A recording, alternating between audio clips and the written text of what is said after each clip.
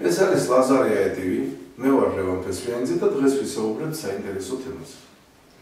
თემას დავარქვათ პირობითად გვეშველება რა მე?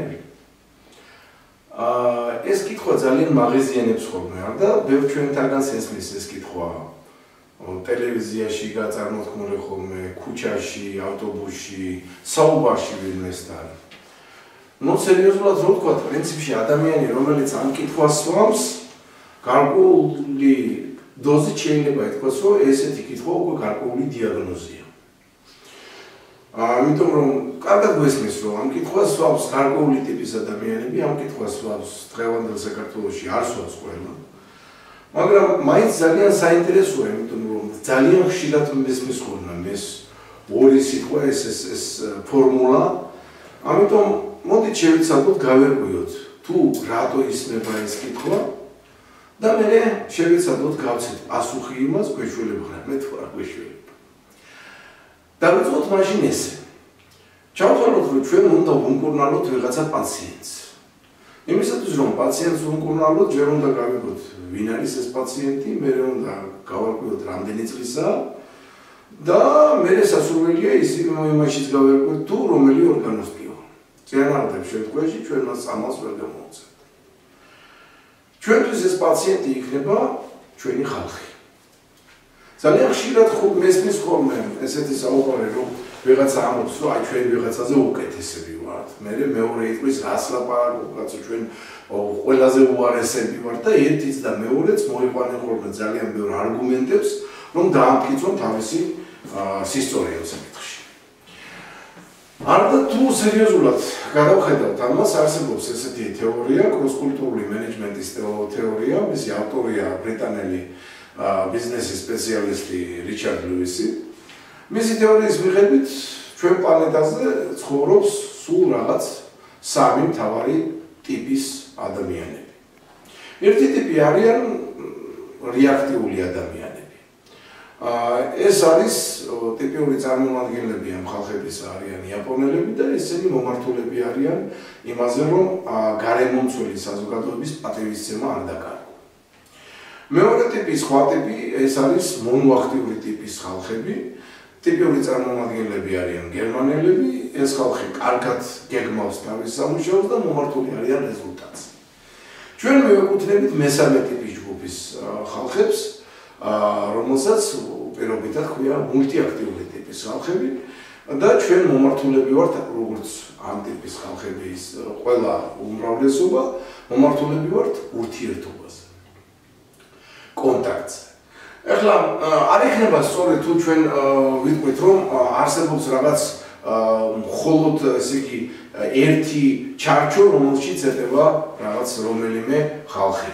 იმიტომ რომ მულტიაქტიური ტიპის ხალხები დაწყებული ესპანეთიდან, ხმელთაშუაზღვისპირეთიდან, აგერ ჩვენამდე მოსული კავკასია, სლავური ქვეყნები, სლავი ხალხები უმთავრესად მულტიაქტიური ტიპის არიან, მათ შორის რუსებიც, თურქული წარმოშობის ხალხები, ანუ შუა აზია და ასე შემდეგ, იქით კიდევ პაკისტანი და ინდოეთი ასევე მულტიაქტიური ტიპის ხალხებს მიეკუთვნება. ეხლა ვიღაცამ შეიძლება თქვას, რომ მაინც რაღაცო სად ესპანელი და სად პაკისტანელიო და რა თქმა უნდა სწორი იქნება, იმიტომ რომ არ არსებობს ზუსტად რომ ვთქვათ, რომ ყველა ერთნაირია. იმიტომ რომ იქიდან გამომდინარე თუ როგორია გარკვეულ ქვეყანაში ბუნება, ანუ ჰავა, როგორი სარწმუნოება აქვს ამ ხალხს, როგორი ისტორია აქვს ამ ხალხს, ძალიან აი ამ დიდ ჯგუფში ძალიან დიდი განსხვავებები შეიძლება ვნახოთ ამ ხალხებს შორის. მოდით ახლა ვილაპარაკოთ ქართველებს.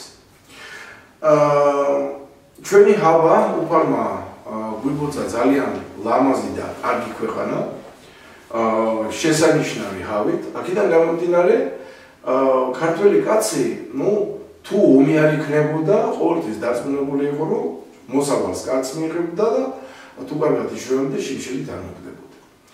ეს შესანიშნავი რამე არის, მაგრამ ამან გამოიწვია ის, რომ ერთის მხრივ ჩვენ ვართ ლაღები, გახსნილები, ჩვენთან მომჭირნეობა, რო იტყვიან კრიჟანგობა, სირცხვილად ითვლება, მეორეს მხრივ თავდარწმუნებულები ვართ, ხანდახან ზედმეტადაც კი. გამოიწვია მთავრმოწურებულმა რომ ვართ ამპარტავნები ეს ვერ არის კარგი მაგალითად ამას გარდა არ გვიყვარს დაგეგმარება იმიტომ რომ იქიდან გამომდინარე რომ თავდარწმუნებულები ვართ დაგეგმარება ჩვენი ძლიერი მხარე არ არის და კიდევ ერთი იქიდან გამომდინარე რომ ბუნება არის კარგი არ გვიყვარს ზედმეტად გადატვირთული შრომა ეხლა მე ჩამოთვალე რაღაცეები ვიღაცამ შეიძლება დაინახოს საკუთარი თვისებები ამაში ეს არც კარგია არც უგია უბრალოდ არის ისე როგორიც არის გადავიდეთ ეხლა სარწმუნოების საკითხზე უმთავრესად საქართველოში დასახლებულია საქართველოს მართლმადიდებელი ქრისტიანი ხალხით მაგრამ ჩვენთან ბევრი არიან მუსულმანები მათ შორის ქართველებიც ბევრი არიან და ისტორიულად დიდი ხნის განმავლობაში ცხოვრობენ საქართველოში იუდეველები ებრაელები და ამას გარდა ჩვენი ქვეყანა ისე არის განლაგებული რომ ყოველთვის იყო სხვადასხვა რელიგიების საზღვარზე გადაკვეთაზე აქედან გამომდინარე ჩვენ ხასიათში გამომუშავდა ტოლერანტულობა შემგუებლობა სხვისი რელიგიისადმი ეს უდაოდ ალბათ კარგი რაღაცა არის იმიტომ რომ ჩვენ არ გვაქვს ისეთი ძალიან ძლიერი ორთოდოქსი რომ აუცილებლად ვიღაცას ძალა უნდა დავატანოთ ჩვენ რელიგიაზე გადმოვიყვანოთ პირიქით შეგვიძლია სხვადასხვა რელიგიის ხალხთან კარგად შევებულოთ და არ გქონდეს კონფლიქტი ამის გამო იმიტომ რომ პატივცემთ სხვის რწმენას ეხლა ვნახოთ ისტორიულად ჩვენი სახელმწიფოს განვითარების ისტორია როგორი იყო ისტორიულად ჩვენ ყოველთვის ვიყავით განლაგებულები დიდი იმპერიის გვერდზე.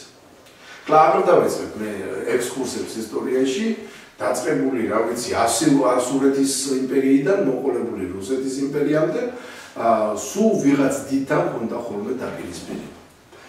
ამან გამოიწვია ესეთი ურთიერთგამომრიცხავი რაღაც გარკვეულ მომენტში ხასიათობრივი თვისებების განვითარება. ერთის მხრივ ქართველები ვართ ხალხი რომლებიც აქვს ისეთი ხალხი რომლებიც ბოლომდე იბრძოლებენ და უკან არ დაეხევენ მეორეს მხრივ ძალიან განვითარებულია ჩვენ სულში კოლაბორაციონიზმი ადვილად ვეპოვებდით სხვის სისტემას მე ამ სხვის სისტემაში კარგად ჩავერთებით ვერგებით კარიერასაც ვაკეთებთ აქედან წამოსულია ის გარევაშკაცობა რომელიც ხშირად ხოლმე ვლაპარაკობთ რომ ქვეყნის შიგნით ერთი საქციელია და ქვეყნის გარეთ და საერთოდ სხვასთან სამსახურში სხვა საქციელია.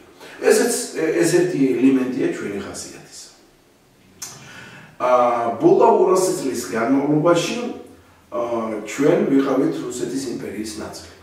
იქიდან გამომდინარე რომ ვიყავით რუსეთის იმპერიის ნაწილი ჩვენ ზუსტად იგივე პარადიგმაში სახელმწიფოსთან იგივე პარადიგმაში ვითარდებოდით, იგივე ურთიერთობები ჰქონდა, რაც ყველა დანარჩენ ხალხებს, რომლებიც ამ იმპერიის ნაწილი იყვნენ. აქედან გამომდინარე, ჩვენთვის ჩვეულებრივი გახდა მექრთამეობა, ჩვეულებრივი გახდა რომ ზემოდან მოდის იდეოლოგია, ეს იყო ეკლესია თუ მერე კომუნისტური პარტია. ჩვენ ყოველთვის ვიცით რომ სახელმწიფო მოხელე ჩვენი მოწინააღმდეგე იქნება და ამაში დარწმუნებული ვართ. აქედან გამომდინარე განვითარდა ისეთი თვისებები როგორც შემგუებლობა მექრთამეობისადმი არ მიგვაჩვენია ადამიანი რომელიც თქვა სახელმწიფოს პარავს ან რაღაცა სხვას პარავს ძალიან ცოდვილად ამას გარდა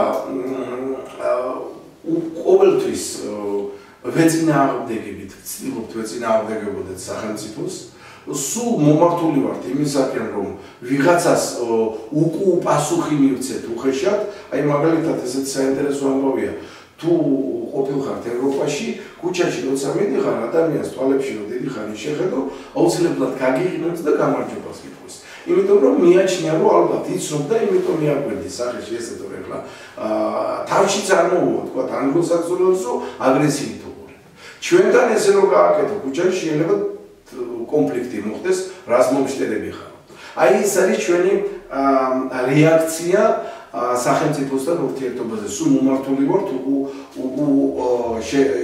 შეტაკებაზე აქედან გამომდინარე, იმდენადაც რამდენად სულ მიჩვეულები ვიყავით, რომ იდეოლოგია ზემოდან მოდიოდა და რაღაცას გვაძალებდნენ, ადვილად გვჯერა ჩვენ სხვადასხვა ჭორების და ოფიციალურ ინფორმაციას ნაკლებად დაუგდებთ პლუს, აი თუ ჭორი იქნება, ნამდვილად მივიღებთ იმას დასაჯერებლად. ისეთი გამოთქმა, როგორც აი ჩვენთან არის გავრცელებული, ეგ ხო ყველა მიცის, ეს მახასიათებელია ესეთი ხალხებისთვის. ესე იგი, რომ გადავხედეთ, ჩვენ თავს გამოგვივიდა რა. არც ვიღაცაზე უკეთესები ვართ, არც ვიღაცაზე უარესები ვართ. უბრალოდ გვაქვს რაღაც დადებითი, რაღაც უარყოფითი თვისებები.